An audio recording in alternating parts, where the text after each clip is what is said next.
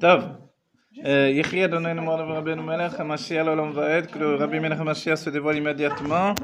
Dès la suite de Yud Shvat, merci beaucoup, le Lechaim, Louis XVI, et le coin de c'est moi. Alors, ce cours est l'Eloi Nishmat pour l'élévation de l'âme de Charles Chaim Ben Idel et Myriam Mania. Les Nun Nishmat également de Alain Shlomo Ben Eli Malka. Les Nun Nishmat, c'est ici de Alain Avram Ben Mama. Voilà. Et pour la Refoua Shlema de Jonathan Yosef Chaim Ben Malka, Alain Machlouf Ben Simcha Juliette, Simcha Bat Deborah, Machlouf René Ben Chana. Voilà. Et Marco Mordechai Ben Messaouda et tous ceux qui sont écrits ici, tous ceux que l'on doit citer, que l'on Est-ce que je peux citer on ne passe pas, bien sûr. Oui, allez-y. Alors, Sion Yoshua Ben Seouda. Sion Yeshua Ben Seouda. Ah voilà, Ben Seouda, c'est simple. Voilà. Que Dieu bénisse chacun en particulier, qu'il n'y ait plus que du bien tangible et véritable, qu'il n'y ait plus besoin de dire ni les Nun Nishmat, ni Refoua Shlema, parce que c'est déjà coucou la Geoula Mitit Shlema. Voilà. On dit, j'avais entendu une fois du Rav Gizbour qui rapportait le fait que les tzadikim, ils avaient cette nature de faire très très vite, mais avec lenteur. Vous connaissez ça? C'est-à-dire, il y a une notion de faire les choses très speed, mais avec du nachat. Voilà, on a fait moitié anglais, moitié hébreu. Donc, très speed, tout le monde comprend. Nachat, c'est la tranquillité. Voilà. La chassidoute a imposé une certaine tranquillité et en même temps, une décision de vivre sa vie avec un grand éclat de joie. Voilà, la joie, et jusqu'à l'éclat de rire, c'est nouveau pour les générations depuis le Baal Shem Tov, les générations du Ekev du Mashiach, du talon du Mashiach, voilà. Et selon les termes des Rebbeim, on est le talon du talon,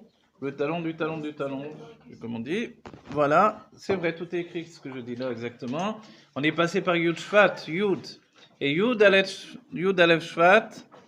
Yud Aleph, vous connaissez de Yud Aleph, c'est-à-dire Yud Aleph, c'est la notion du 11e mois de l'année. Et puis, à l'heure Yud Aleph, à 11h, celui qui est né Yud Aleph, le Rabbi Melech Mashiach, Yud Aleph Nissan. Alors, c'est Yud Aleph, c'est une description de la notion de Keter et Da'at en même temps. Vous connaissez ces enseignements-là, évidemment, on va dire les Chaim, autrement on n'est pas pris au sérieux. Chaim Levracha. Adonai Eloheinu melech haolam, shakol niya bidvaro. Qui veut voir les Chaim? Voilà, alors, qu'est-ce que ça veut dire? On a souligné, c'est très important d'y revenir à nouveau. On l'a souligné par rapport à notre époque. Ce qu'elle a de plus, c'est qu'elle va conjuguer l'inconjugable, signifier l'insignifiable, etc. Ça veut dire quoi? Ça veut dire que, a priori, soit on est date et plutôt tendance masculine dans notre génération, soit on est keter, plutôt tendance féminine. Vous voyez, même c'est partagé. On arrive à un cours, grâce à Dieu, il y a du monde, Blianara, comme dit le Rabbi. Oui, le Rabbi dit Blianara quand il cite qu'il y a du monde. Quand il y a de nombreux Bachourim aujourd'hui, le Rabbi dit Blianara. Alors, quand on cite un nombre, on dit il y a beaucoup de personnes, grâce à Dieu, on dit Blianara. Voilà, parce que dès qu'on donne une kamout, on donne une mesure. La mesure, c'est l'ennemi en fait de la shrat elokut, de la diffusion de la elokut. La elokut, elle n'a pas besoin d'être enfermée. Voilà. Et justement, ce que l'on dit là, ça accompagne nos propos. Le date, c'est d'enfermer les choses. J'enferme ma conscience dans un monde qui lui-même a une tendance à s'enfermer. Enfermer, c'est aussi désigner, configurer, définir. Vous voyez tous ces mots-là? C'est aussi commencer à l'heure. C'est aussi de telle heure à telle heure. C'est aussi on n'a pas le temps. C'est aussi je vais m'en aller vite. Ça, c'est le date. Qu'est-ce que le keter? Le keter, c'est ça va. Bishvili Nivra Olam. Pour moi, le monde a été créé, on a le temps. Je dis pas ça pour faire la morale à quoi que ce soit, j'ai horreur de la morale moi-même. C'est pas bien de dire ça, non? Mais ce que je veux dire par là, c'est que c'est deux tendances. Je rapporte ça pour expliquer le sujet de Keter et Da'at. Keter et Da'at, c'est ces deux personnes qui se rencontrent. Une qui veut absolument s'organiser et une qui veut au contraire se laisser aller. Vous voyez, dans le couple, c'est souvent des tensions entre le mari et la femme. La femme qui veut souvent organiser tout, et le mari qui dit viens, on laisse aller, on va vivre les choses. Alors là, ce que je viens de vous dire, ça vient un peu perturber tout ce que l'on a dit. L'idée que l'homme est le date et la femme, elle est le keter. A priori, dans cet état d'esprit, la femme, elle devient le date. C'est-à-dire, il faut s'organiser, il faut être responsable, viens, on va prendre quelqu'un qui va nous aider. Viens. Ça, c'est très féminin. C'est une mesure-là. Et le mari, il préfère régler les problèmes tout seul en principe. Et puis surtout laisser les choses s'améliorer petit à petit, ça va aller, tout va bien. Voilà. Dans cette idée de tout va bien, c'est vrai que on a peur que quelque chose nous échappe. On a peur qu'on n'ait pas la force de transformer la réalité. On a peur qu'on ait manqué quelque chose. Comme on l'a vu dans l'histoire de notre judaïsme, où assez souvent on a dit à cause de ça on a manqué le Mashiach. Ah mince. Abraham est venu voir quelqu'un sur une île déserte. C'est pas tous les jours qu'on va sur une île déserte, donc Abraham vient nous voir, il dit comment ça va, oui tout va bien, pas de problème, etc. Ah si c'est comme ça, alors pas besoin d'apporter la Géoula. Le Baal Shem Tov lui dit à cause de ça tu as tout manqué. Le Harizal, la même chose, des siècles précédents. Le Harizal dit à ses élèves venez, c'est la veille de Shabbat, on va aller faire Shabbat à Yerushalayim. Aujourd'hui, vous dites ça, vous dites, ok, combien de temps il faut pour aller à Yerushalayim mais là, c'était vraiment l'entrée de Shabbat. Et les élèves ont dit, il faut quand même qu'on aille prévenir nos femmes. Donc, ils n'avaient pas de problème à l'idée qu'il allait le transporter dans les airs, etc. Ça allait être miraculeux. Ils savaient qui était le Harizal. Il n'y avait pas ce problème-là. Le problème était le problème de la responsabilité. Est-ce que, selon la halakha, c'est normal de partir comme ça, je laisse ma femme, etc. Parce que quand je vais rentrer... oui. En fait, il ne faut pas penser quand je vais rentrer. Quand le rabbi, le Harizal, ou le rabbi Mener Mashiach nous dit venez, on va dans la Géoula, on va dans la Géoula. Et les femmes de la génération ont été prévenues par le rabbi a pris les devants, il a prévenu les femmes à l'avance, si bien que les femmes sont les premières à courir vers la Géoula. Donc le mari n'a plus l'excuse de dire attendez, je dois prévenir ma femme avant d'aller au Beth Amikdash. Voilà, ma femme elle est sûrement déjà arrivée là-bas. Donc, je cours le premier aussi. Et cette idée-là, c'est une idée où la Dor est préparée, la génération est préparée. Mais avant, quand on nous prenait par surprise, si tu fais ça, il va y avoir la Géoula, ou parce que tu n'as pas fait ça, on n'a pas eu la Géoula. Combien de fois on entendait ces choses-là? À la fin, on dit, ça va, laisse-moi tranquille avec on n'a pas eu la Géoula, on n'a pas eu la Géoula à cause de ça. Donc, en résumé, on n'a pas eu la Géoula, parce que Dieu n'a pas voulu que la Géoula ait eu lieu jusqu'à ce qu'arrivent ces âmes merveilleuses de notre génération, qui sont des âmes particulières, échevelées, merveilleuses, balaganistes, tout ce qu'on veut. Comme vous savez, la sortie d'Égypte, on dit les âmes du désert qui sont sorties d'Égypte, c'était les âmes les plus élevées. Et après, les sages nous disent c'était les âmes les pires qu'il y avait. Alors, effectivement, quand on regarde le Chumash, on dit excusez-moi. Ils ont eu tellement de miracles. Dieu les tenait par la main. Ils ont eu la manne. Il a fallu qu'ils demandent de la viande. Quelle viande? Vous avez la manne. Vous avez tous les goûts dans la manne. En plus, ils avaient plein de bétail. Qu'est-ce que vous demandez de la viande? En fait, il y avait un désir charnel. Ce désir charnel, on ne peut pas tirer la pierre sur ceux qui ont eu cette idée-là, parce que c'était nous-mêmes d'abord. C'est le désir de vivre au niveau du corps. Le corps a ses propres besoins. Il a besoin d'une vie intense. Vous voyez, quand les Israéliens, dès qu'il y a un jour de repos, ils font à la hache. C'est comme ça. C'est une teva de Halaesh. Oui. Et ça vient sans doute du Beth Amikdash où les Kohanim mangeaient de la viande tous les jours. C'était pas super pour l'estomac de manger de la viande tous les jours, mais ils sont toujours les Kohanim des gens qui sont très très nerveux. Comment on reconnaît un Kohen? C'est un paquet de nerfs. Vous lui parlez, vous lui avez dit quelque chose qu'il n'y a pas pu, paf, il saute en l'air comme un... Ça, c'est les Kohanim. Ils s'énervent très très vite, ils se laissent emporter. C'est une nature, c'est l'un des moyens de reconnaître un vrai Kohen. C'est qu'il est vraiment chaud, c'est une nature comme ça emportée. Et ils étaient tellement chauds au Beth Amikdash que malgré l'hiver, malgré le froid, ils avaient cette nature de rester chauds de l'intérieur. Et l'une des raisons, en réalité, qu'ils mangeaient de la viande, c'était aussi qu'ils marchaient toujours pieds nus. Et ils mangeaient du pain, de la viande, des légumes évidemment, mais beaucoup de viande quand même. Tous les jours de la viande. On dit aujourd'hui c'est pas bien de manger de la viande tous les jours, c'est pas baril. Donc il n'y avait pas à l'époque de problème de quand dira-t-on. tous les gens de la terre mangeaient de la viande. C'était comme ça. Et le goût de la viande à cette époque-là était un chef-d'œuvre.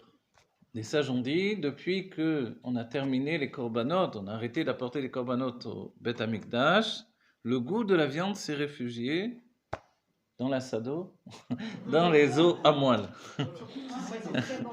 Dans les eaux à moelle, voilà. L'importance que les Kohanim marchaient pieds nus. Les Kohanim marchaient pieds nus comme Moshe lorsqu'il s'est retrouvé devant le Sné, où Dieu lui a dit, le Sné c'est le buisson ardent, enlève tes chaussures parce que ce sol est sacré. L'idée de sacré, c'est-à-dire que on quitte le monde de Asiya, le monde de la matière, le monde de l'action qui est représenté par les pieds. D'ailleurs, le Malar, l'ange qui est en relation avec le monde de Asiya, le monde de l'action dans lequel on se trouve, il s'appelle Sandal. Sandal? Oui, Sandal. Sandal, c'est l'ange qui est en rapport, on dit que c'est Enoch qui est devenu Sandal, et lui, son travail, c'est d'écrire aussi, d'être un témoin comme Enoch, comme Chanor, qui est devenu le Malach Matat. D'accord? Pourquoi je tac entre les deux? Parce qu'en fait, certains disent que Sandal, c'est une partie de Matat. Vous voyez? Quoi qu'il en soit, peu importe, il y a cette notion de ne pas utiliser également les chaussures de quelqu'un qui a quitté ce monde. On partage les habits, on les donne, c'est une bracha, c'est bien. Les vêtements, oui, bien sûr. Sauf si c'est en mauvais état, bien. Mais par contre, les chaussures, il ne faut pas donner. D'après la Kabbalah, quoi qu'il en soit, et je crois que c'est comme ça, c'est respecté dans le peuple juif, à cause de ça, à cause de cette notion-là, du fait les chaussures le rattachent à la réalité du monde. Donc quand on rentre au Beth Amikdash, c'est pas juste un endroit folklorique avec des gens en tenue particulière et qui vont faire à la hache, etc. Non, c'est un lieu spirituel. Et c'est vrai qu'on a du mal, et le rabbi nous parle de ça dans les Mamarim de Batelegani, depuis le premier Mama, depuis les premières explications sur les Mamarim du Rabbi Rayatz, à savoir que le Beth Amikdash, c'est un endroit spirituel. On se dit, mais il n'a pas besoin de nous dire. Mais oui, il faut se rappeler que si vous arrivez, vous avez déjà fait les caparotes, le balagan, des poules, etc. Mais là, c'est des bœufs, ce sont des moutons, des chèvres, c'est un cohu, comment on dit, tohu vohu, et voilà. On entend des bruits, il y a le sang, a priori ça sent mauvais, etc. Pour la mauvaise odeur, il y a l'odeur des ktoret, ça sentait très bon. Le sang qui tombait par terre, le parvis du temple était arrosé par... il y avait un système merveilleux, on ouvrait une sorte de valve, c'est-à-dire on enlevait un bouchon et de l'eau se répandait, c'était l'eau du Kichon, c'est ça comme ça s'appelle, oui, et ça remplissait tout le Harabait, ça nettoyait, et hop, ça s'en allait. C'était un moyen extraordinaire, le sol était chauffé. Si bien que tout le monde était pieds nus, effectivement, mais en dessous, vous savez, aujourd'hui ça se fait de mettre un chauffage par le sol. Le sol était chauffé par des feux qui étaient au-dessous des dalles. Et ça, c'est extraordinaire, toute cette organisation, on va dire, c'est vraiment techniquement très bien. Mais du côté spirituel, en fait, on rentrait, on était pris par les dévoilements divins. Et ceux qui étaient Mélavim, qui accompagnaient ces dévoilements divins, c'était les Lévim, par les chants. Les chants des Lévim avaient pour but, nous dit le Rabbi, de sortir l'âme du corps, de la rentrer dans le korban. C'est bien beau de prendre un animal, de le porter, de dire, allez, capara, et toi, il y a une transformation, quelque chose qui s'est fait en toi. En fait, l'animal portait en lui l'élévation de notre âme, et comme ça s'est élevé dans le Beth Amikdash. Toute cette notion-là, extraordinaire, c'est la notion du divin, on va dire, intégré dans la matière. Vous savez qu'à Hanouka, quand ils ont voulu remettre en route le Beth Amikdash, après le fait que les Kohanim les rendus, les Yevanim, les rendus impurs, et que les Kohanim soient venus impurs aussi, puisque tout était impur à ce moment-là, ils ont voulu purifier, et puis il a fallu également provoquer le feu du Misbéar. Le feu du Misbéar, normalement, selon le premier Beth Amikdash, puisque à Hanouka, on est dans le premier Beth Amikdash, on ne peut pas l'apporter soi-même uniquement, il faut qu'il descende d'en haut. Et là, il y a eu un miracle, le feu est parti des pierres du Misbéar, le feu est sorti tout seul. Et c'est un enseignement en soi, puisque le feu venait d'en bas, mais même s'il venait d'en bas, il venait de manière miraculeuse. Et c'est comme ça qu'ensuite est venu le miracle de la Hanoukia, qui est né de là, donc de la menorah du Beth Amikdash, où cette fiole, elle a duré pendant 8 jours.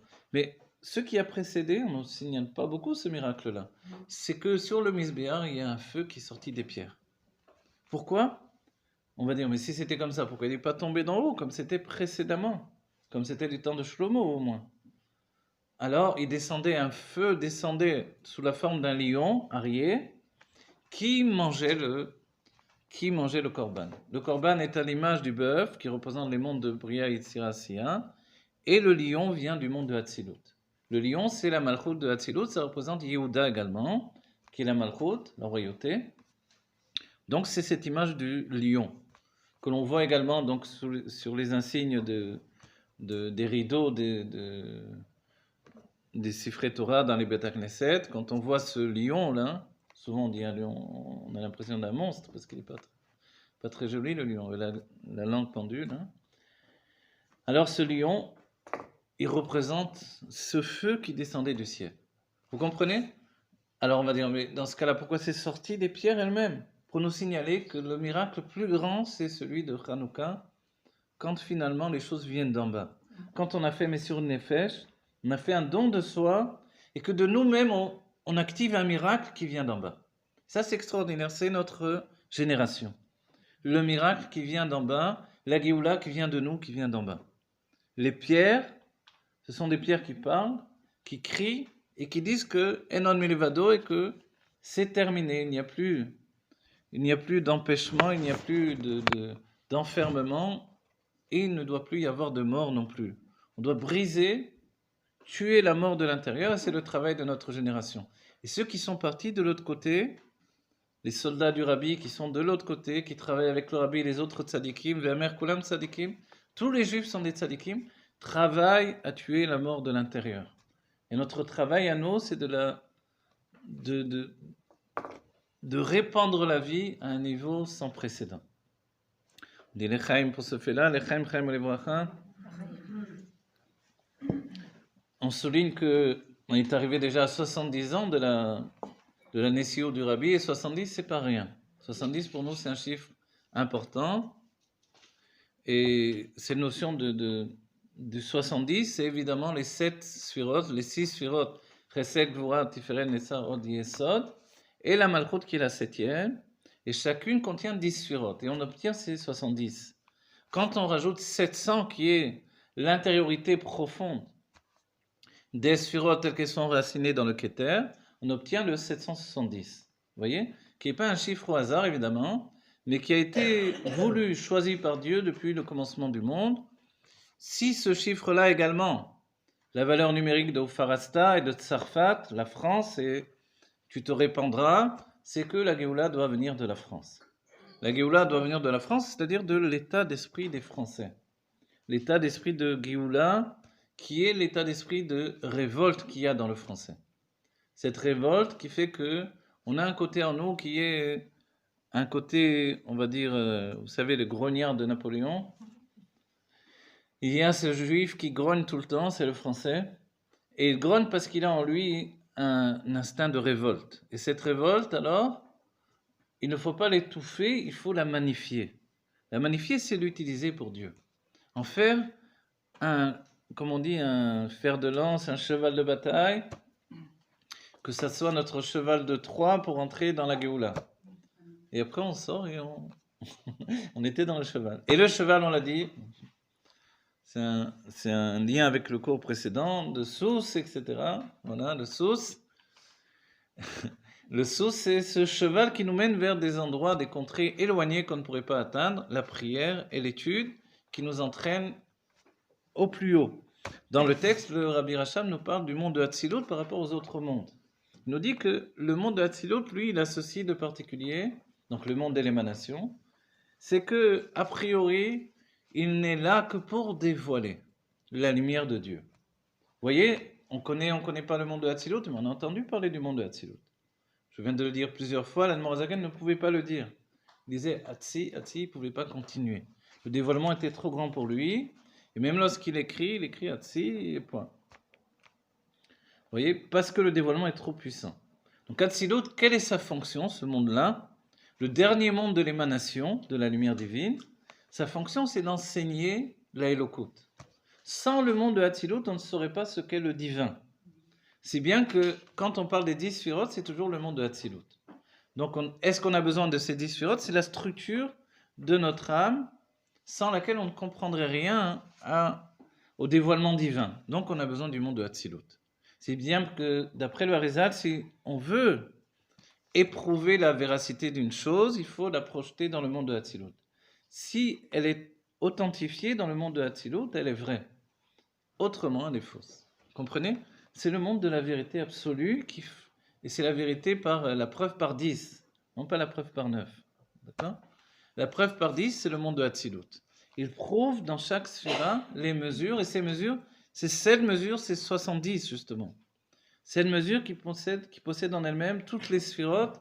Donc c'est chaque sphira est à la fois 10. Et ce chiffre-là de 10, il n'est pas tombé au hasard, il représente la perfection. Donc en fait, le peuple juif, on est Esser. Vous connaissez ça? On est 10. On est 10, c'est pour ça qu'on a besoin de 10 pour un minyan, on a besoin toujours de 10. Pour dire un kaddish, pour un minyan, il faut 10. Pour dire la Kedusha, il faut 10. 10, ce sont les 10 sphirotes. Quand on a 7 fois 10, on a une perfection. D'accord? Donc, la perfection de quoi? On peut poser la question. La perfection dans la révélation, c'est-à-dire dans la malchoute. Ça sous-entend que les 10 sphirotes précédentes se sont investies, qu'elles ont fusionné avec la malchoute. Et la malchoute, c'est l'état de révélation. Et entre nous, ce qu'il y a de plus important dans ce monde pour nous, c'est se révéler. C'est-à-dire que je peux vivre ma vie sans jamais savoir qui je suis, mais en réalité, je suis un juif qui vient dans ce monde pour révéler ce que je suis, pour le révéler aux autres et de cette manière-là me le révéler à moi-même. Comment on fait pour se révéler?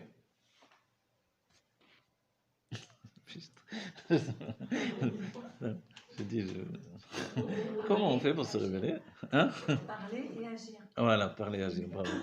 C'est vrai que le des éléments de la révélation, c'est la parole et l'action. Et on peut se demander si la pensée n'est pas également un état de révélation. C'est le sujet qu'aborde le Rabbi Rachab, et il nous dit qu'il y a dans la pensée également un état de révélation, c'est-à-dire de dévoilement. Et quand on reprend l'idée du monde de Hatzilut, si le monde de Hatzilut est là pour une fonction, on pourrait penser qu'il n'existe pas de par lui-même. Et c'est le grand problème très souvent dans le monde de la révélation, le monde de l'action où on se trouve, c'est que quand j'ai une fonction, peut-être que je n'existe pas de par moi-même, si ce n'est la fonction que j'exécute. Comprenez? Si dans la maison je suis occupé à faire le ménage, à faire à manger, à m'occuper des enfants, je parle pas de la femme, hein? Alors, est-ce que j'ai une autre fonction humaine intérieure à part ça? C'est une question qu'on peut se poser. Si un homme travaille ou une femme travaille, et finalement, est-ce qu'elle a une autre fonction à part faire ce travail qui va lui procurer peut-être une joie, de l'argent, etc. Est-ce qu'elle a quelque chose en elle? Et ça, c'est essentiel que dans le couple, il y ait également cette inquiétude de se dire, et dans l'éducation, et dans la famille, et dans l'amitié véritable, se dire, l'autre n'est pas juste une fonction. Pardon. Yechie Adonai Morav Rabbeinu Melech HaMashiach L'Olam Vaed, que le Rabbi Melech HaMashiach se dévoile immédiatement dès la suite de Yud Shvat. Bon, il est très bien ce Rav là, il m'a pris la tête. Qu'est-ce qui s'est passé? En direct, alors on continue là, on remet en direct. Voilà. Oui, c'est... Ah non, l'enregistrement c'est une autre chose, ça c'est Facebook. Voilà, parce que beaucoup ne viennent pas. Voilà, on redémarre. Voilà, les Chaim, ça va, vous suivez, c'est bon? J'essaie les derniers cours de faire à la fois le texte et à la fois de vous parler, de dire des choses. Est-ce que le Olam Hatzilut peut représenter la pensée? C'est un truc qui nous dit. Oui, alors c'est très important de dire ça, oui. Le Olam Hatzilut représente la pensée, c'est vrai. La pensée, puisque le Olam Hatzilut, le monde de Hatzilut, de l'émanation, est gouverné par la Chokhmah, la sagesse. Et c'est vrai que l'intériorité de notre personnalité, c'est cette pensée. On a parlé la dernière fois de la pensée et l'intellect. Donc dans ce cas-là, on va dire l'intellect, c'est pas la pensée. Mais, comment on pourrait dire? Vous savez, la chassidoute, elle est troublante parce qu'elle dit une chose et dit une autre. Donc on a toujours deux choses qui expriment évidemment une contradiction sans lequel ce ne serait pas un dévoilement divin. Mais on peut dire que la personne intérieure, c'est la pensée. C'est-à-dire que quand, regardez, vous marchez dans la rue, quelqu'un vous arrête, qu'est-ce que vous faisiez juste auparavant? Vous pensiez. Maintenant, du moment que la personne vous parle, vous allez être accaparé par la personne, vous utilisez d'autres forces de fonctionnement, et la pensée a été interrompue. Mais en même temps, la pensée se bouscule, en même temps que vous parlez à la personne. Vous lui dites des choses et vous pensez des choses. Et on a l'impression d'être comme deux personnes. Celle qui parle, celle qui pense. Vous voyez? C'est assez curieux. Si bien que, on voit bien que la pensée est plus intérieure que ma parole à ce moment-là. Puisque je peux dire n'importe quoi, oui, ça va, comment ça va, et toi, ça va? Et en même temps, je dis, tiens, il a une drôle de tête ce matin, qu'est-ce qu'il a fait? Je vais lui dire, et là, je sais pas qu'est-ce qu'il a fait. Oui, la pensée, elle continue. Et la pensée, c'est moi. Et voilà. Et si bien que, vous savez que quand on passe devant un tzaddik, on peut avoir la crainte qu'il entende mes pensées. C'est l'une des plus grandes craintes qui soit. Et elle était, les chassidim avaient, à Lubavitch, les chassidim avaient peur des rabbis, de se rapprocher du rabbi, de savoir qu'il entend mes pensées. En vérité, il entend tes pensées même quand tu n'es pas devant lui. Mais le Harizal, la même chose, il marchait dans Tzfat, tout le monde se poussait, tout le monde rentrait dans les portes. On va dire quoi? Vous n'allez pas devant lui? Aujourd'hui, le rabbi a précisé, aujourd'hui plus personne n'a peur. On va vers le rabbi, on va devant lui, on n'a pas honte de lui présenter nos mauvaises pensées, nos pensées tout court. Mauvaises, pas mauvaises. Nos pensées, nos préoccupations. Il y avait un chassid, on souligne, dans une histoire du rabbi Moarash. Le rabbi Moarash était en pleine prière.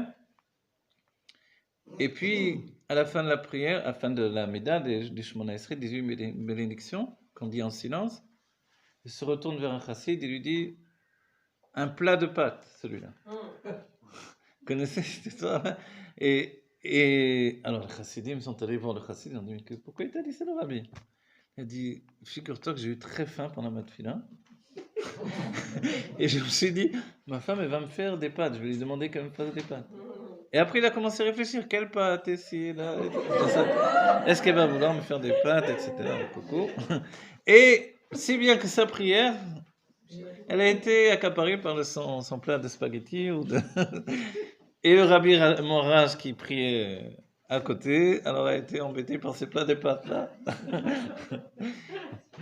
Voilà. Et la pensée, c'est une chose extraordinaire. Il y avait par exemple du temps du Hari, quand il était à Tzfat, le Hari priait dans la choule de Rabbi Yosef Karo, qui était le rave de la choule, de la Beta Knesset là-bas. Et quand il priait dans sa Beta Knesset, il termine la prière de la Mida à nouveau, des 18 bénédictions, qu'on fait en silence. Et puis, le Rabbi Yosef Karo est encore en train de prier. Et le Hari dit, commencez la répétition de la Mida. Maintenant, les élèves du Rav étaient embêtés quand même, ça se fait pas devant. Et le Hari insiste, oui, commencez, ne l'attendez pas. Vous ne savez plus comment faire, les fidèles, etc. C'était le Rav, le Dayan, le Rabbi Yosef Karo, celui qui a écrit Shulchan Aruch. Bon, il est sorti, il a fini sa Amida, et il a dit, commencez. Et après coup, alors, évidemment, ils se sont interrogés, etc. Et comme Rabbi Yosef Karo s'est rendu compte de ce qui se passait, il leur a expliqué. Il leur a expliqué que le Hari avait vu qu'il n'était pas en train de prier, il était en train d'étudier. Il était préoccupé par l'étude, il avait terminé sa tefila, il continuait à étudier dans sa tête, dont il était en pleine Gemara, en plein sujet de halakha, etc. Et le Hari a vu qu'il n'était pas en train de prier, alors il a dit, allez, on va pas l'attendre pendant qu'il étudie. Je ne vais pas faire attendre tout le monde. Et ça, c'est le secret de la pensée. Donc la pensée, c'est très troublant. C'est-à-dire que quelquefois, on a peur que l'autre se rende compte que je pense quelque chose de tordu, que je pense quelque chose sur lui. Et ça, c'est l'exil. La Géoula, c'est que ma pensée est transparente. Vous voyez? Que ma pensée est à même d'être vue et entendue par tout le monde. Maintenant, le fait qu'on ait une mauvaise pensée, on a signalé, le Tanya nous a beaucoup aidé. Il nous dit que quand on a une mauvaise pensée, elle ne nous appartient pas. Donc c'est pas parce que j'ai une mauvaise pensée que je dois être jugé comme quelqu'un de mauvais. Ce n'est pas parce que j'ai une mauvaise pensée que je dois me juger comme quelqu'un de mauvais. Vous voyez? Quelquefois, on a une pensée horrible. On a dit le Benoni, il sort de la Tfila où il a été juste pour le moment du Shema Israël, Bedvekut, en fusion avec Dieu, et puis il sort de là, et il est assailli par des mauvaises pensées. Tout à coup, il a des images de femmes et de trucs. De Benoni? C'est possible un truc pareil? Alors, l'explication, c'est que cette mauvaise pensée ne vient pas de lui. Si bien qu'il a enseigné que les tzadikim reçoivent des mauvaises pensées des autres juifs, et leur travail, c'est d'élever ces mauvaises pensées. D'enlever tout ce qui est vraiment inutile et d'élever ce qu'il y a de, on appelle le chafetz de la pensée. Vous savez, on va dire le char de feu. Vous savez, ce désir de vivre qui est l'intériorité de la pensée. C'est un feu qui est une envie de vivre qui est mal gérée. Quand l'envie de vivre n'est pas gérée comme il faut, les pensées partent dans tous les sens. Et quand on arrive à donner une canalisation, un canal, un chemin de vie à sa pensée, tout à coup la pensée sait s'organiser. Donc on ne doit pas avoir peur de nos pensées, dans le sens où nous ne sommes pas nos mauvaises pensées, nous sommes ce que l'on en fait par contre. Vous voyez? Quand quelqu'un est pris par des mauvaises pensées, son travail c'est de le repousser et d'organiser une pensée, on va dire vertueuse, ce qu'on veut, mais en fait une pensée utile. Une pensée utile, c'est une pensée utile pour soi et pour les autres. C'est ce que dit le Rabbi Rayaz dans l'Ikoted d'Iburim. Il nous dit que quand on pense bien sur un juif, c'est une action concrète. Il donne pour exemple que quand on regarde quelqu'un intensément, alors qu'il est de dos, il finit par se retourner. C'est vrai ça. Qu'est-ce qui s'est passé après? C'est pas que je l'ai tiré par les cheveux, c'est évidemment. Ça traverse. Mais il y a quelque chose qui l'a interpellé. Et ça, c'est la définition d'une bonne pensée. Et le Rabbi Rayatz, comme le Rabbi Rachab, ne se couchait pas la nuit sans avoir fait le tour, en fait, des chassidim, pour voir qu'est-ce qu'ils pouvaient penser de bien encore sur chaque chassid. Comment ils pouvaient les aider? Par la pensée. Et aujourd'hui, vous vous rendez compte, quand le Rabbi est le Rabbi de tous les Yehudim du monde, il doit penser à chacun. Et c'est comme ça que, quand un juif, il y a des histoires comme ça, il y a une histoire où un juif en Italie avait décidé, était harcelé par un curé, et tous les jours le curé venait le voir pour lui dire de se convertir, et lui il était seul, il n'avait pas de famille, il avait tout perdu, et il n'en pouvait plus, il était à bout de force, et il a dit à Dieu, écoute, si tu ne m'envoies pas un signe de garder mon judaïsme, voilà, moi j'irai du côté de ce curé qui me harcèle de cette manière-là. Et le même jour, le lendemain donc de cette prière qu'il a fait, est arrivé un chassid Chabad qui est arrivé dans cet endroit et est parti le voir. On va dire comment il est arrivé là. Il n'est pas arrivé là par hasard. Il est arrivé, c'est le rabbi qui l'a envoyé là-bas. Et il devait arriver dans l'endroit, il a cherché est-ce qu'il y a un juif dans cet endroit. Il devait à tout prix trouver un juif et il ne savait pas où, quoi, comment. Personne ne savait même qu'il y avait un juif. Il y a un vieux habitant de la ville qui a dit ah oui, je sais, lui là-bas, il est juif. Personne ne le sait, mais il est juif. Et le chassid Chabad a été le voir, et quand il a vu, il a su que Dieu lui avait répondu, et c'est grâce à ça qu'il ne s'est pas converti. On ne peut pas transformer une âme juive, elle reste juive pour l'éternité, peu importe le vêtement qu'elle va porter, mais ce vêtement va lui occasionner un dommage C'est dommage. Vous voyez? C'est dommage parce que c'est un dommage qui va entraîner quelque chose de terrible. Ok. Tav, Lechaim v'Livracha. Pour chacun d'entre nous.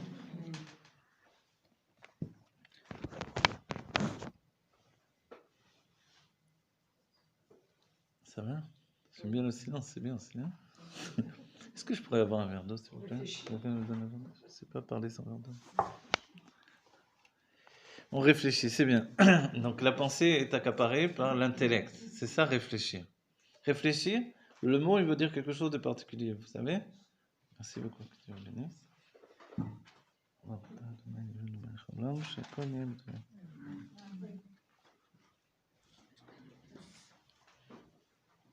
Voilà. Regardez, je vais lire un peu de texte pour avancer avec vous. Dans le texte, ce que j'enseigne, c'est toujours d'après le texte, en réalité, même si j'extrapole, comme on dit. Il y a quelque chose d'intéressant, c'est que, a priori, le monde de Hatzilut lui-même, on ne peut pas dire qu'il existe juste pour ce qu'il transmet. Qu'est-ce qu'il transmet? C'est la Torah.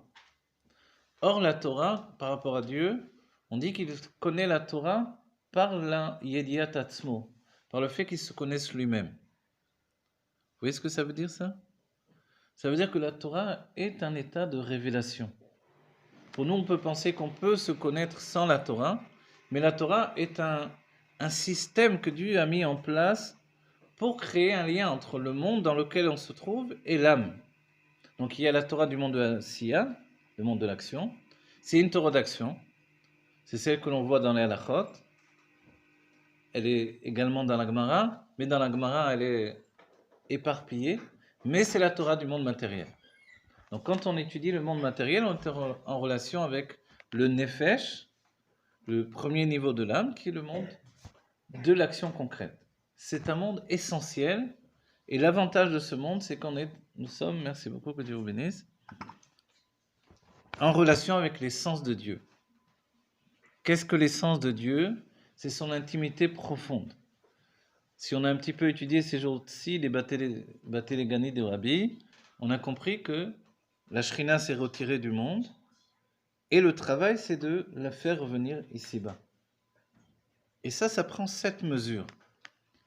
Et le 7e, il est chéri, Kol Hashvim Chavivin, Moshe Rabbeinu, Dieu lui dit, tu ne peux pas te tenir devant ceux qui sont plus grands que toi, ce sont les Avot. Mais Moshe Rabbeinu a quelque chose de plus que les Avot malgré tout. Qu'est-ce qu'il a? Il est le 7e.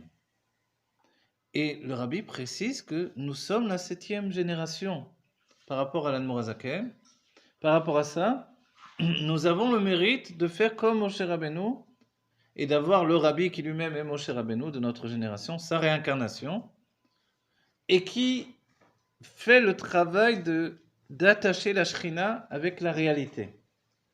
Donc aujourd'hui, la réalité du monde, c'est d'être une révélation de la présence de Dieu. Comprenez? Tandis qu'auparavant, c'était une scission, une séparation entre la présence de Dieu qui était en dehors du monde et le juif dans le monde. Et on peut se demander pourquoi à l'époque du Beth Amikdash, il y a eu effectivement une période de scission, à l'époque du Mishkan également, évidemment. Vous vous rappelez quand il y a eu la séparation du peuple juif en deux, la royauté de Yosef et la royauté de David. Et cette séparation, elle vient de la séparation justement de la révélation. Quand on parle de Yosef, on parle du Yesod, la force d'influence, et quand on parle de David, on parle de la royauté, la Malchut. Et ça se résume dans le Mahamar que le Rabbi Rayatz a donné, le dernier Mahamar du Rabbi Rayatz, Bati les Gani. Je suis venu dans le Gan, dans mon Gan. Il n'est pas écrit les Gani, mais les Gnoni, c'est-à-dire il y a un état affectif, l'endroit particulier où je dévoile mon essence. Et c'est une fusion, c'est une union entre Yesod et Malchut, comme dans le Parashat Vaïgash. Vous vous rappelez dans le Parashat Vaïgash, où Yosef et Yehuda vont se confronter, et Yehuda va dire à Yosef, Bi Adoni. Il lui dit, ça a plusieurs sens évidemment. Le premier sens, a priori, le plus compréhensible, c'est maintenant tu as affaire à moi. Et il lui dit, Kamocha ke Paro, toi tu es comme Paro. C'est pareil. On va dire, alors ça veut dire quoi? Il a peur, il n'a pas peur, a priori il craint Yosef comme il craint Paro. Mais le Midrash nous dit, non, c'est pas ce qu'il dit. Il est en train de dire, toi et Paro, tous les deux, je vous règle votre compte et c'est terminé pour toi et pour Paro. Et Yosef a très peur. Alors, pourquoi il a peur? Puisqu'il est comme Paro. Et qu'est-ce que Paro? On a passé le parachat de Bo, la parachat de la sortie d'Égypte, c'est la prière, la déchirure de toutes les lumières qui sont maintenant des lumières qui n'ont pas de fin. Elles n'ont pas de fin, mais non plus d'ordonnance. Elles ne sont pas comme le date, de dire de là à là je fais ce cours, ici je commence et ici j'ai terminé. La prière c'est ça, c'est le dévoilement de lumière qui dit il n'y a pas de commencement, il n'y a pas de fin. Le cours a commencé avant de venir, quand on s'est préparé, et le cours continue après le cours. C'est comme Mozart, la musique après du Mozart, c'est aussi du Mozart, on dit. En fait, quand on se prépare au cours, à venir au cours, on est déjà dans le cours. Et après le cours, on est encore dans le cours. Et cette structure-là, c'est ce que les chassidim ont dévoilé. La préparation à la prière est plus élevée que la prière elle-même. Et les chassidim ont du mal à se préparer, à se mettre en route. Je me rappelle au 770, dès 5 heures du matin, les Tmimim étaient déjà en place, en train de commencer à étudier, etc. Pour prier à 10 heures du matin. Ça fait 5 heures déjà. 5 heures, c'est comme 5 heures de travail dans une journée. Alors, et encore, à 10 heures, ils ont du mal à vraiment commencer, etc. Parce qu'il faut que l'âme soit prête. Quand on travaille à se préparer, ça prend beaucoup de temps. Et cette préparation, en fait, elle n'est pas juste une préparation à la prière. Elle a été désignée par Rabbi Hillel de Paritch comme la prière avant la prière. Vous comprenez? Donc de la même manière, il y a ce qui est la préparation à l'étude. Et nous vivons aujourd'hui quelque chose d'extraordinaire. Le Chaim ou le Bracha, c'est la préparation à la Géoula. Vous comprenez? Et la préparation à la Géoula, c'est pas juste quelque chose qui est superflu, qui est juste non, en attendant. Non, la préparation à la Géoula, c'est déjà la Géoula. Et c'est le secret de tout ce que l'on vit aujourd'hui. On n'avait pas compris, on avait compris, tant mieux pour nous. Si on a vraiment compris, la préparation à la Géoula, c'est déjà la Géoula. Ça s'appelle déjà Imot HaMashiach, les jours du Mashiach. Nous sommes dans les jours du Mashiach. Alors forcément, on a un Mashiach. Et on a forcément la Géoula. Mais comme le Rabbi l'a dit, nous avons également la Gola, qui est le cri de la Géoula qui n'a pas disparu. Et la Gola, on a le Golan et on a la Gola, vous voyez? La Gola, c'est ce truc bizarre qui est la vie quotidienne. Et puis c'est dévoilé un Keter, le Corona, une couronne, qui est venue bouleverser encore plus, embrouiller encore plus les choses. On se voile la face, Aster Astir et Panaï, Bayomahu. Dieu se cache, on se cache, donnant, donnant, et on attend le dévoilement, on attend d'enlever le masque. Et quand Dieu enlève son masque, c'est la Géoula Mitit Vashlema. C'est-à-dire une Géoula perçue par chacun. Comme le son du chauffard qui va éveiller un juif qui ne sait même pas qu'il est juif. Parce que depuis longtemps, dans la famille, on ne sait pas qu'on est juif. Et même s'il pense qu'il est juif, c'est pas grave. Ça n'empêche pas de vivre comme on vit et de faire ce qu'on fait. Mais le chauffard ne donne pas le choix. Le chauffard, c'est pas juste j'entends quelque chose, comme une sonnerie dans le ciel. Le chauffard, il résonne à l'intérieur. Il sonne dans mon cœur, il éveille mon âme, et mon âme me sort comme ça. Vous savez, comme des fois on a envie de rendre comme ça c'est très violent. Ça, c'est l'avdil. Tout à coup, hop, ça vous sort comme ça, la neshama, elle vous remonte. Et tout à coup, vous êtes pris par ça et vous n'avez plus le choix. Parce que vous savez qu'il n'y a pas de retour en arrière. Ça, c'est le son du chauffard. Il y a beaucoup de cas en ce moment de ça. Il y a beaucoup de cas de ça? De... Qui ont ressenti cette chose. Ah, d'accord. Je crois que c'était... Oui, moi aussi, j'ai dit c'est à cause du vaccin et tout ça. J'ai pas voulu faire une polémique. Bon, on va dire les Chaim. Alors, Louis XV, allez, les Chaim. Bon, on va profiter de cette. Regardez, il y a un alcool à Cointreau, c'est, j'imagine, pour les femmes en vérité. Ça, c'est plus pour les hommes. Les Chaim et les Bracha, que Dieu vous bénisse chacun, chacune. On a même du café. Merci beaucoup, Gisèle, de nous accueillir. Merci Aline qui nous a accueillis la semaine dernière. Merci à chacun, chacune. Vous êtes venus. Chaque cours aujourd'hui, c'est une idva doute. Le Rabbi a dit la Géoula. Vous dérangez pas, allez-y. La Géoula, c'est la notion de Yom Shekulo Farbringen, dit le Rabbi. Vous connaissez cette expression du Rabbi? Un jour qui est tout entier, un Farbringen. Un jour, Farbringen est certain de c'est faire la bringue. Vous voyez? En français.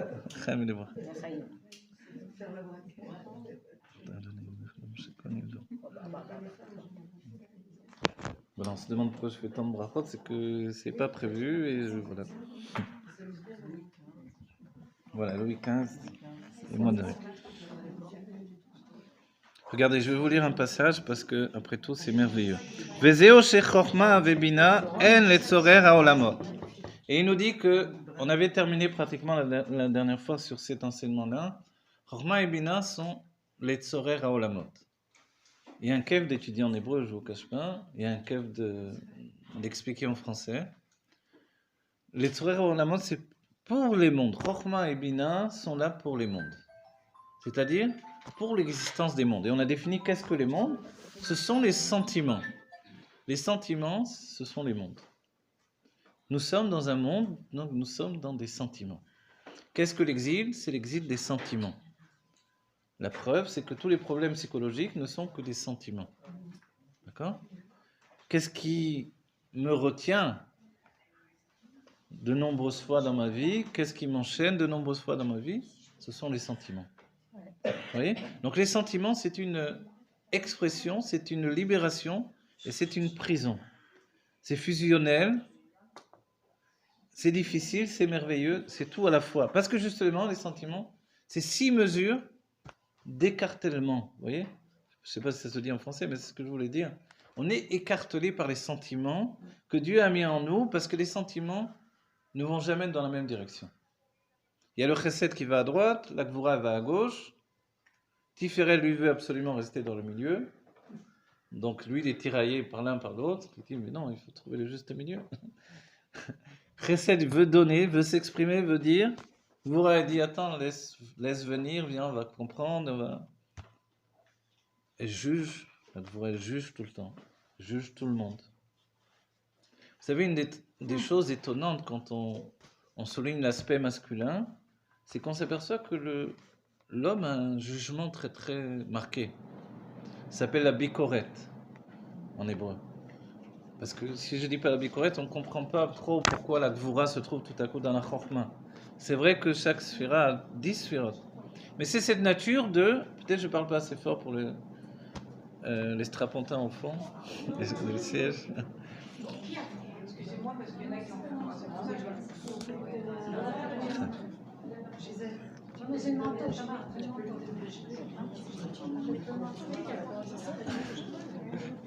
une ambiance de spectacle.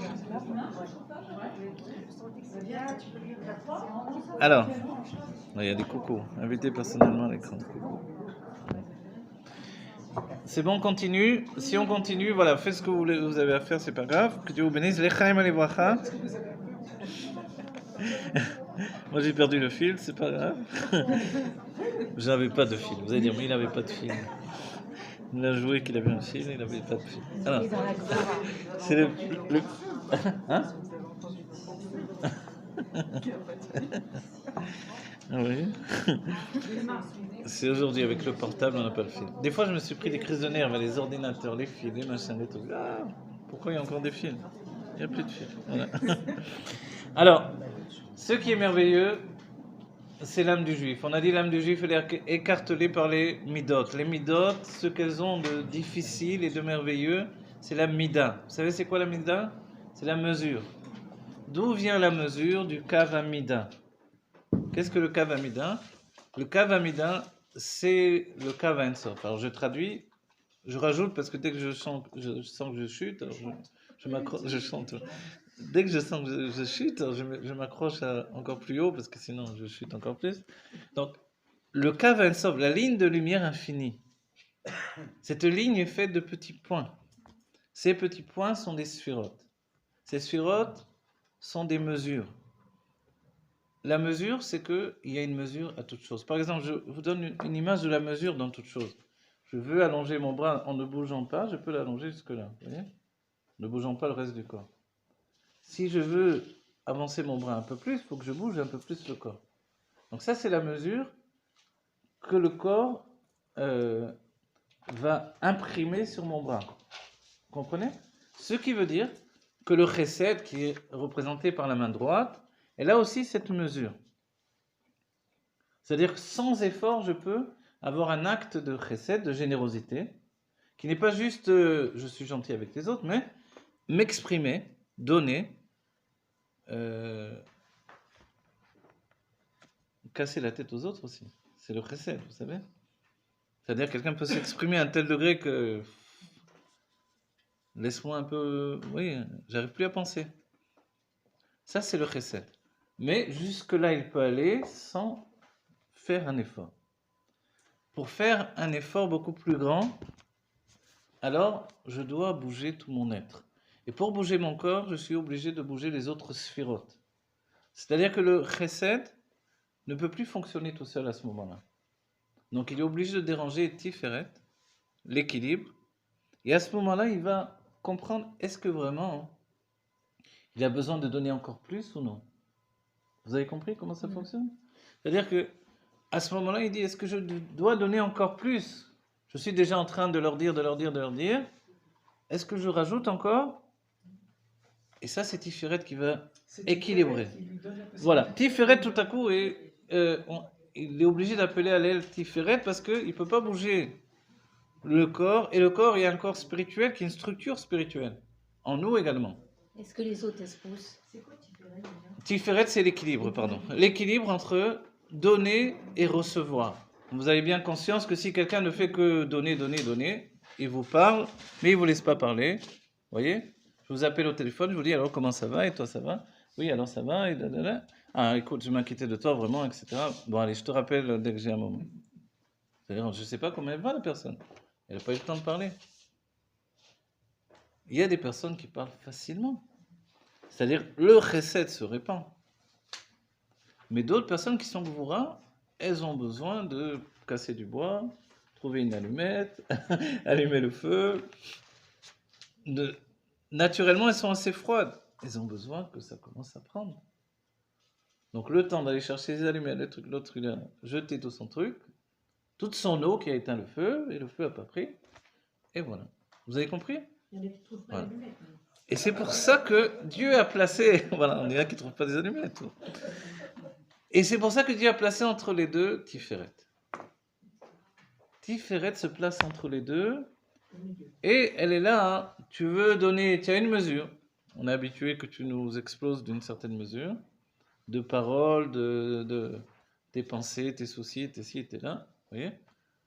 Il y a un certain désir de s'épancher sur l'autre, c'est un besoin. Et puis, maintenant, combien l'autre peut recevoir ? Est-ce qu'avant de m'épancher sur lui, je me dis, combien il peut recevoir finalement ? Est-ce qu'il est, maintenant, il est en état de recevoir ou non ? Vous comprenez ? Et ça, ce qui est la faculté de ressentir l'autre dans l'équilibre de donner et recevoir, c'est Tiferet. Et c'est pour ça que c'est illustré dans notre corps. Si je veux bouger la main comme ça et donner avec ma main ici, voilà, jusque-là, je peux donner le café. Et si je veux le faire parvenir là-bas, je dois me pencher. En me penchant, je sollicite. Ici, ça s'appelle la troisième main. C'est Yaakov Avinu. Le torse, ça représente la troisième main. Elle s'appelle Yad Rama, une main haute. Israël Yatsub et Yad Rama. Comment on est sorti d'Égypte ? Avec une main haute. C'est-à-dire que Dieu nous a sortis avec Tiferet. Et alors, à ce moment-là, on a senti un équilibre parfait. Nous sommes tous devenus des tzadikim. C'est quoi le tzadik ? C'est quoi le terme tzadik ? Vous voyez, les Français ont peur. Je me rappelle en s'arrête. J'ai dit tzadik, on a entendu sadik. Attention à ce que tu dis. Je dis le rabbi, c'est un tzadik. Un sadik, qu'est-ce que tu dis, etc. Bon. Alors, tzadik, c'est la chaîne tzedek, la justice. C'est quelle justice ? De quoi on parle ? On parle de l'équilibre entre chesed et gvura. Entre donner, en parler et écouter. Entre influencer et recevoir. Et ça, c'est ce que Dieu nous a donné. C'est ça le tzaddik. Un tzaddik, il est capable de se mettre devant vous et de ne pas parler du tout. Parce qu'il sait que vous avez besoin de vous exprimer. Et peut-être ça vous prend une demi-heure pour sortir un mot, mais il a le temps. Comment? Ah, Il a tout le temps pour vous. Et ça, c'est le plus difficile, vous vous rendez compte? Mais quand vous êtes capable de vous asseoir une demi-heure pour que l'autre sorte un mot, ce mot-là qui va sortir, ça a une valeur de naissance. Il a donné naissance à un chesed qui en lui ne jaillissait pas spontanément. Comprenez? Et au théâtre, on doit apprendre ça. On doit apprendre à exprimer, à sortir les choses de soi. Mais dans la vie, on apprend également. Et ça, c'est vraiment l'équilibre de nos vies. Et c'est quelquefois avec nos enfants, on est emporté, on n'a pas le temps. On est pris dans les mouvements. Et plus il y a d'enfants et moins on a de temps. Et l'enfant a son propre rythme. Il a besoin. Il a besoin du temps qu'il lui faut. Et nous-mêmes, on peut être un parent tzaddik, dans le sens de justice, en ayant la qualité de savoir lui donner le temps qu'il lui faut. Et c'est pas facile. Et ça, c'est toute notre vie avec chacun. Moi, je connaissais quelqu'un, je connais, mais quelqu'un de très intelligent, mais assez lent un Israélien. Très gentil, très intelligent, et voilà, très riche aussi. Mais je ne sais pas pourquoi, quand je parlais avec lui, il mettait tellement de temps à formuler les choses que j'ai terminé toutes ses phrases. Et c'est pas bien, évidemment. C'est pas très bien. Mais je me rendais compte toujours après coup, mais je ne pouvais pas m'empêcher parce qu'il était trop lent. Et j'étais chamash dans une bêta Knesset, j'avais pas le temps d'attendre trop. Mais je me rendais compte à chaque fois après coup que je ne le laissais pas parler, quoi. C'est-à-dire il fallait formuler ses phrases d'une manière tellement en cherchant ces mots à chaque fois que je terminais ces phrases pour arriver à dire ce qu'il devait dire. Et ça, c'est le contraire de ce que l'on vient d'exprimer. C'est le contraire du tzaddik. Donc le tzaddik, c'est savoir trouver la mesure des choses. Et ça, c'est le plus difficile. Et notre Géoula, elle passe par la recherche de cet équilibre. L'équilibre que l'on va vivre dans la maison. L'équilibre qui va se faire entre un mari et une femme, entre un père ou une mère et un enfant, entre un ami et un autre ami, une amie. Ce fait-là, c'est un équilibre de vie. Et c'est vrai que quand personne ne m'écoute, il ne me reste plus qu'un psychologue. Un psychanalyste, il est prêt à m'écouter des années, hein, pas de problème.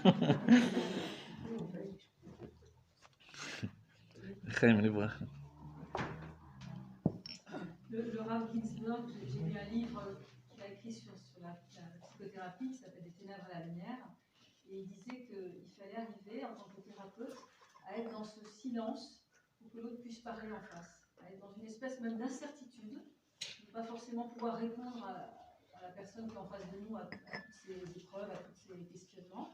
Et être dans cette espèce de silence et de je ne sais pas quoi dire pour que la personne en face puisse s'exprimer justement. Vous avez raison, voilà. Cette disponibilité totale et cet effacement. Exactement. Voilà, donc je le dis, je répète. Voilà, je répète ce que vous dites parce que c'est important, c'est vrai. D'après le livre c'est quoi, de l'obscurité, de ténèbres à la lumière, de Rav Ginsburg, enfin traduit en français. Et il y a la notion effectivement d'être dans une situation où c'est très important cette notion-là. On n'est pas obligé de savoir répondre.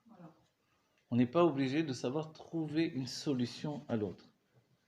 Et c'est vrai que l'un des gros défauts que l'on peut avoir dans notre société moderne, c'est immédiatement de vouloir donner une solution. Surtout les hommes. Les hommes. Voilà. Les hommes, hein? C'est peut-être pour rassurer. C'est peut-être pour rassurer, mais c'est aussi pour se débarrasser, excusez-moi, sans vouloir être méchant. Non, inconsciemment, se débarrasser du problème de l'autre qui éveille chez moi des problèmes que je ne peux pas supporter moi-même. Alors, c'est un problème, Hein? alors, quand l'autre elle est en attente de la réponse, qu'est-ce qui se Et il y a passe? aussi ce truc inconscient, je veux dire, Ouais. en plus de ce que vous dites, ce qui est vrai. C'est vrai qu'on a envie d'aider l'autre, on a envie de trouver. Mais cet automatisme de trouver des solutions immédiates, Ça s'appelle aussi fuir le problème.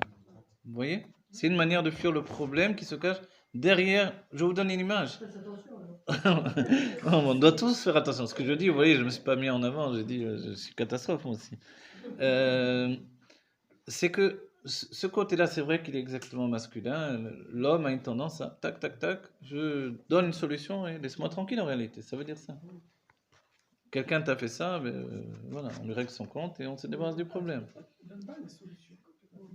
Voilà. Il cherche une solution immédiate, mais qui masque en fait la construction. Vous voyez, vous avez une maison qui est en train de s'écrouler, j'avais donné cette image. Donc, imaginez un échafaudage qui s'écroule. Alors vous dites, oh là là, il s'écroule l'échafaudage. Tiens, je prends un bout de bois, je le mets. Il s'écroule de l'autre côté. Ah, un autre bout de bois. Il s'écroule. Si je ne me rends pas compte que cet échafaudage est dangereux, qu'il vaut mieux le jeter, en prendre un neuf, vous comprenez? C'est que je fuis le problème constamment. Je mets vite trouver une solution, un bout de scotch, une agrafe, un bout de. Vous voyez? Mais tu as résolu le problème là. Il est toujours aussi tordu quoi. La tour de Pise, on a arrangé les fondations, mais elle est toujours tordue quoi. Personne ne l'a redressée. Donc le truc c'est que on laisse pas le temps à l'autre d'établir une relation profonde. C'est vrai. Et ça c'est la crainte de voir débarquer le Keter dans mon da'at, en termes de Chassidut. Parce que ce qui m'intéresse, c'est la Chassidut, après tout. De voir le Keter débarquer dans mon da'at, c'est-à-dire l'inconscient qui arrive et qui noie totalement mon sens de la réalité concrète, et je ne sais plus quoi faire, je suis totalement paniqué. Ça veut dire ça. Vous voyez? Alors là, qu'est-ce que je fais? L'autre vient me parler d'un problème, pour moi, vite, je m'en débarrasser, mais j'ai compris qu'il faut l'écouter. Et je me noie dans son problème et je vois que moi, je suis loin de pouvoir l'aider, que j'ai beaucoup plus de problèmes que lui, finalement, d'après ce que j'entends. Alors, je ne sais plus quoi faire. Vous voyez? Et ça, c'est tout à coup quelque chose, mon sens de la réalité m'a quitté d'un certain point de vue. Et le Rabbi a dit, on n'apporte pas la Géoula sur un Gesher Shel Barzel, sur un pont de fer, c'est-à-dire solide, mais on apporte la Géoula en se mettant toujours en situation pas de stress, mais voilà. Je me mets également, entre guillemets, en danger. C'est-à-dire, je ne reste pas sur mes acquis. Je suis toujours à l'aventure, découvrir des choses nouvelles. Dans une projection où je n'ai pas peur de découvrir d'autres choses. Si bien que, alors si on ramène la chose pour l'exemple le plus immédiat entre chacun d'entre nous, mais ça peut être effectivement un frère et une sœur, ou deux sœurs, ou deux frères. Ce fait qu'on vit ensemble et il y a une sorte de rapidité de la vie. Une nécessité que les choses aillent vite. Et le fait qu'on n'a pas le temps d'attendre que l'autre exprime ce qu'il a vraiment besoin de dire et besoin d'être, etc. Alors il faut aller vite, il faut faire vite, tout est vite. Et ça, c'est le Yetzer Hara de notre génération. Parce que, avant, dans les générations précédentes, le monde avait le temps. On allait à la vitesse des chevaux. Ensuite est venu le train. Alors le train, ça s'est accéléré. Mais là, on en est maintenant, c'est des fusées supersoniques. Donc forcément, avec Internet, c'est en une seconde. On est déjà à l'autre bout du monde. Donc forcément, on n'a plus le temps de rien. Quelqu'un me raconte ses malheurs, j'ai pas la tête, j'ai pas la patience, je lui envoie un smiley, un petit sourire, ou un pouce comme ça, ou je sais pas, je cherche. Un pouce, c'est rare. Voilà, pour l'encourager. Et voilà, et pour lui dire que, bon, quand même, il faut que je prenne en considération, je lui fais, voilà, un bonhomme qui pleure, et voilà. Mais c'est vrai qu'on dit, dites-le avec des fleurs. Et le Rabbi a dit que, Eno domer eya leshmiya. Si bien que quand vous dites quelque chose de gentil, vous rajoutez un petit sourire, ça fait son effet ici, aussi, également. Donc il y a de tout, rien n'est mauvais, rien n'est bon totalement. Ce mélange de bien et de mal, il est dans tout. C'est pour ça, s'il n'y a pas la notion d'équilibre, alors forcément on est extrémiste. L'extrémiste, c'est Abraham, c'est Yitzhak. Et c'est pour ça qu'ils n'ont pas pu donner naissance aux tribus avant que n'arrive Yaakov Avinu. Yaakov, il est cette mesure du milieu.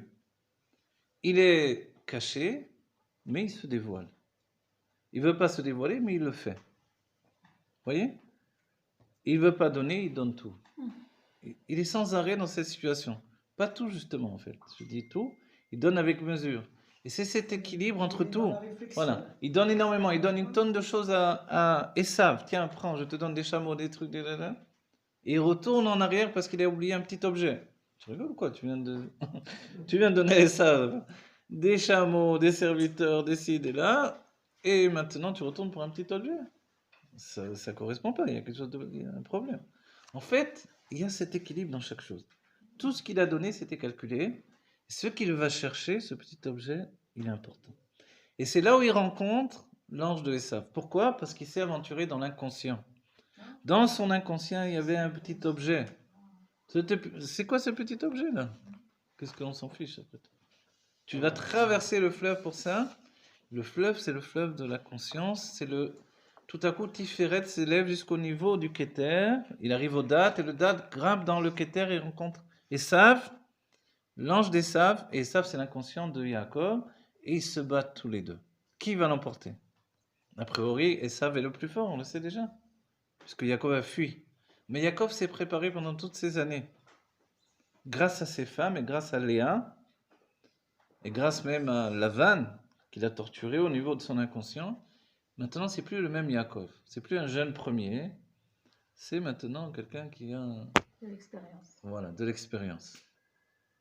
En chacham kebal anisayon, il n'y a de sage que celui qui a traversé des épreuves, il est prêt à affronter son inconscient, son propre inconscient, qui lui fait qu'il est jumeau avec Esav. N'oubliez pas les jumeaux, même au sens simple des choses, il y a des transmissions de pensée chez les jumeaux. Quand un jumeau, on a vu des tas de recherches et d'analyses sur ces sujets-là, d'expériences même.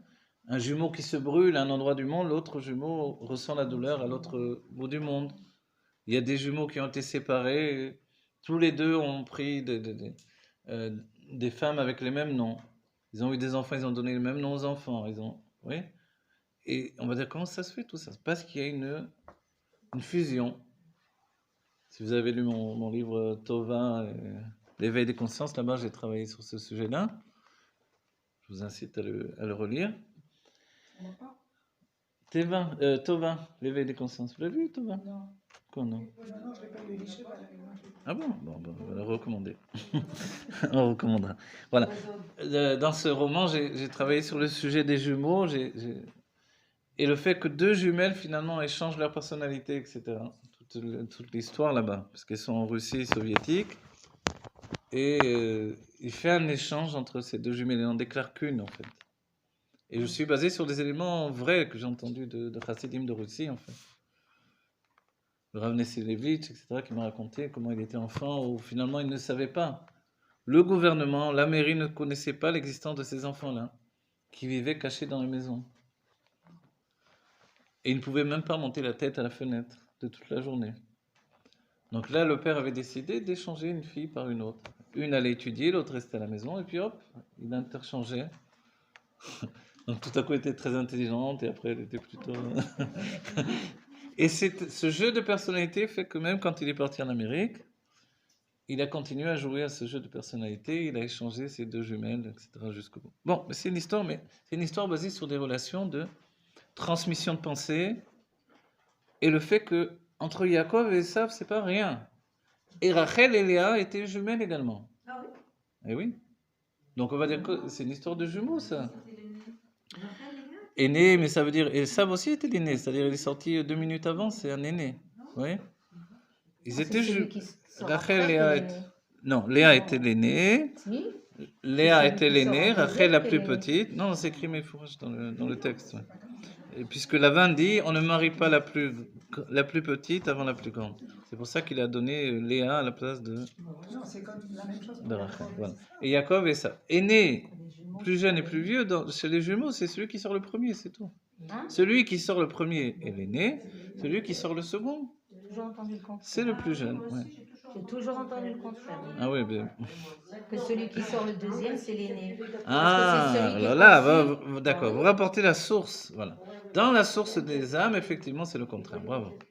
Dans la source des âmes, c'est exactement le contraire.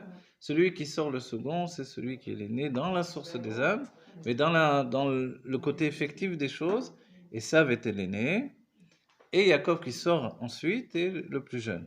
Vous voyez ? Et c'est pour ça qu'il tient, vous vous rappelez qu'il tient Son pied. le talon de Esav, c'est l'âme de Rabbi Akiva qui est dans le talon de Esav. Mais vous voyez, on peut se dire comment ça se fait que Dieu a fait cette organisation-là. Il a marié 2 jumeaux avec 2 jumelles. Non, c'est pas exactement comme ça. Ça aurait dû être comme ça. Il aurait dû avoir le mariage de 2 jumeaux avec 2 jumelles. Et tout le monde le savait, c'est que Rachel avec Yaakov et Esav avec Léa. Mais finalement, ça ne s'est pas passé comme ça. Donc Yaakov a eu les deux. Il a eu Léa et Rachel. Sous-entendu, la parole et la pensée. Quand vous avez la parole et la pensée, alors le travail est plus complexe. Il demande pour vous un acte de reconnaissance constant. C'est-à-dire savoir si la parole est en accord avec la pensée. Vous voyez ce que je dis là? C'est très important. Pour notre vie, c'est toute notre vie. Établir la relation de simplicité dans mon être pour que j'atteigne un niveau où ce que je dis, c'est ce que je suis. D'accord? L'Echaim et l'Ivracha, c'est l'Echaim. La parole et la pensée, c'était qui Rachel? Alors, Léa représente la pensée et Rachel représente la parole. La parole et l'action, c'est Rachel, et c'est pour ça que Yaakov Avinu voulait se marier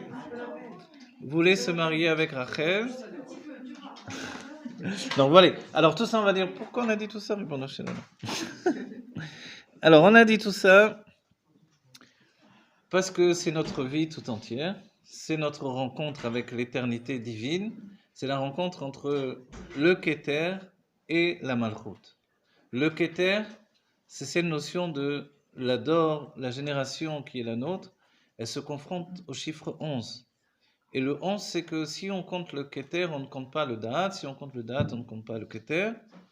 Le Da'at, c'est s'appartenir. Et le Keter, c'est lui appartenir. Enon milevado ou enon milevadi. Il n'y a rien d'autre que Dieu, c'est le Keter.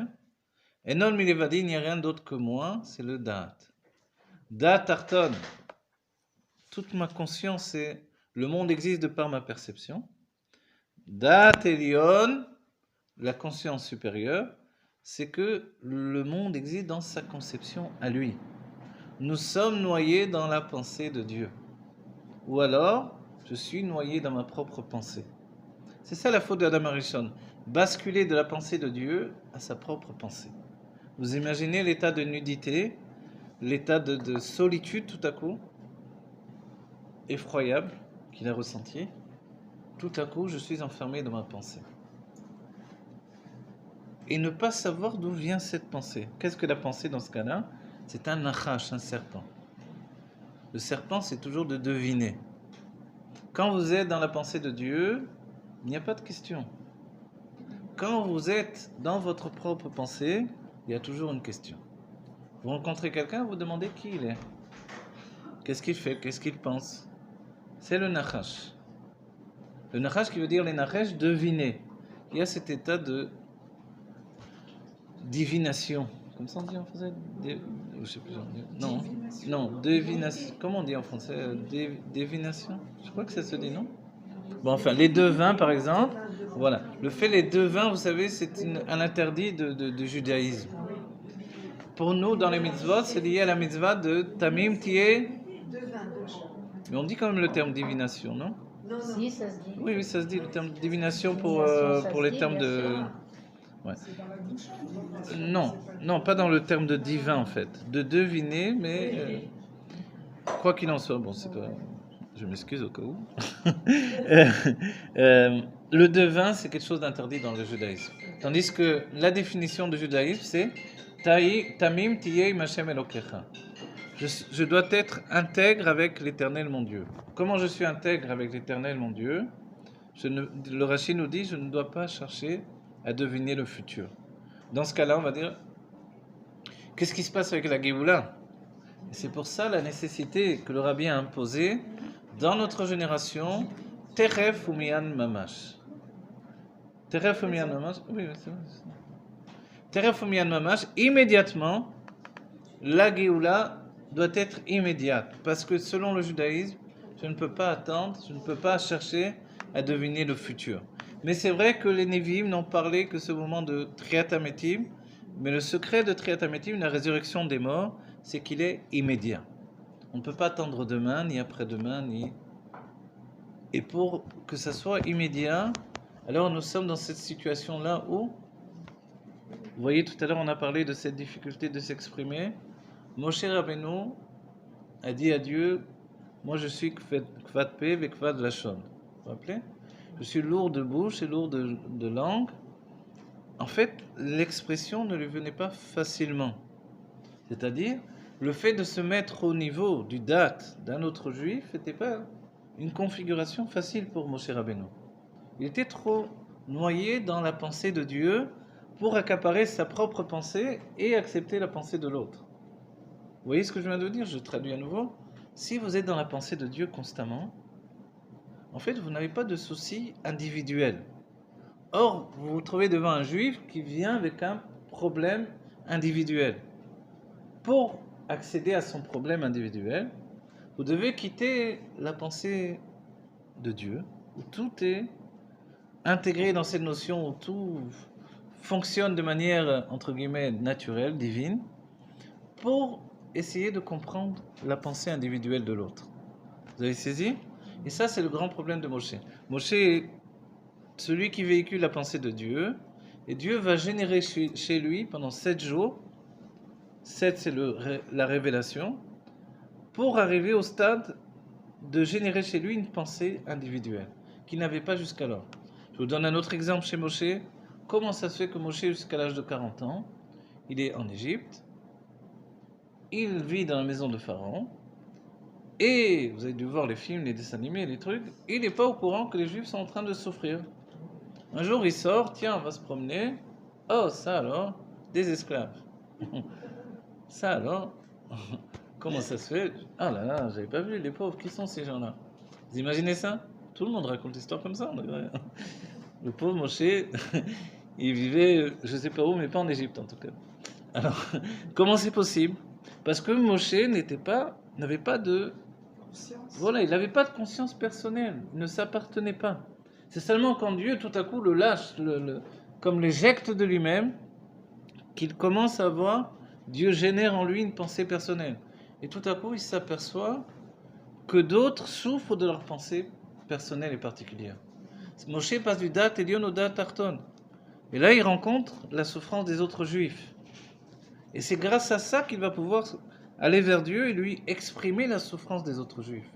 Et lui dire, Shlach na beyat tishlach. Ne m'envoie pas moi, qui suis incapable de véritablement ressentir leur souffrance et leurs problématiques et leurs besoins. Envoie quelqu'un qui est du niveau de la Malchut. Un Moshe Rabbeinu du niveau du Rabbi Meir Mashiach, comme dans notre génération, qui est capable, lui, d'accéder aux demandes de chaque juif dans son besoin personnel. Il y a des tas d'histoires où on voit que le Rabbi, dans notre génération, a le sens de la parole pour chaque juif. Et le sens de la parole, c'est pas beaucoup. On pourrait dire, Moshe, pourquoi il n'a pas eu? Pourquoi il a fallu qu'il ait... Oui, pourquoi il a attendu 40 ans? Qu'il a eu, voilà, et qu'il ait eu besoin de Aaron, qui vienne parler pour lui, etc. En fait, on se rend compte que, je vais vous donner une histoire du Rabbi. Il y a eu, un moment, il y a eu des soldats de Tzal qui étaient des soldats blessés, des infirmes, qui sont partis. On a organisé un voyage pour aller chez le Rabbi. Et l'un d'entre eux ne savait pas trop pourquoi on l'a mené là-bas. Il était en colère, en vérité. Il ne voit pas pourquoi il va aller là-bas, chez le Rabbi. Bon, tout le monde y va, il est parti avec, et il était en colère. Il ne savait pas. Il allait rencontrer le Rabbi. Il était en colère parce que depuis qu'il était infirme, il ne servait à rien, etc. Tout ce qui pouvait se bousculer dans sa tête. Et le Rabbi est venu, il a parlé à chacun, il a été le voir, il lui a dit merci. Un seul mot, merci. Et ce juif-là a fondu en larmes. Et après, il a exprimé, il a dit, depuis que je suis infirme, personne ne m'a dit merci. Parce que j'ai plus les moyens de faire quoi que ce soit pour qui que ce soit. Et le Rabbi a tout de suite ressenti que j'avais besoin de ce merci-là. Vous voyez, et ça c'est la parole juste qui est pour chaque individu. Et des histoires comme ça, il y en a plein. Moi, j'ai un ami qui m'avait dit, je suis passé devant le Rabbi, je ne savais pas comment le Rabbi allait me parler. Un Marocain. Un juif marocain. Pas marocain, marocain. Un juif marocain. Et il me dit, je savais pas, il s'est demandé, je vais parler au rabbi en français, en hébreu, comment il faut lui parler. Ça trouble un peu, il dit, c'est hébreu, le rabbi parle. Et il arrive devant le rabbi, il n'arrive pas à parler. Et le rabbi le regarde et lui dit un mot en arabe que sa mère utilisait pour lui dire mon chéri. Je ne sais pas si c'est Shindo ou. Et il dit, il m'a dit, j'ai cru que j'allais devenir fou. Et ça, vous voyez, ça c'est le mot qui est en relation avec le dad de chacun. Et ça, Moshe Rabbeinu ne l'avait pas du tout. C'est-à-dire, Moshe n'arrivait pas à l'intégrer chez lui. Ça a été donné à Aaron, mais Moshe, lui, c'était pas quelque chose qu'il y avait en lui. Et c'est pour ça qu'il a dit, on voit quelqu'un qui a un niveau de proximité avec chaque juif, parce qu'il est du niveau de la Malchout. Et la Malchout, on dit à Rosh Hashanah, la royauté, elle juge chaque juif selon son niveau, pour toute l'année à venir. C'est ça, cette faculté, juger, on entend toujours juger dans le mal, non. C'est-à-dire, c'est sous-peser, organiser, comprendre chaque juif, les besoins qu'il va avoir dans toute l'année à venir. C'est comme ça qu'on doit le penser. Que Dieu nous ressent profondément, et c'est tous nos besoins. Le besoin essentiel, c'est la Géoula Amitid V'Ashlema, et notre Géoula pratique passe par ce besoin immédiat d'un bien-être qui va nous donner de rentrer directement dans la Géoula, comme on dit, bas les masques. L'Echaim les bracha. L'Echaim les remercie. Ça, c'est terminé. Ciao.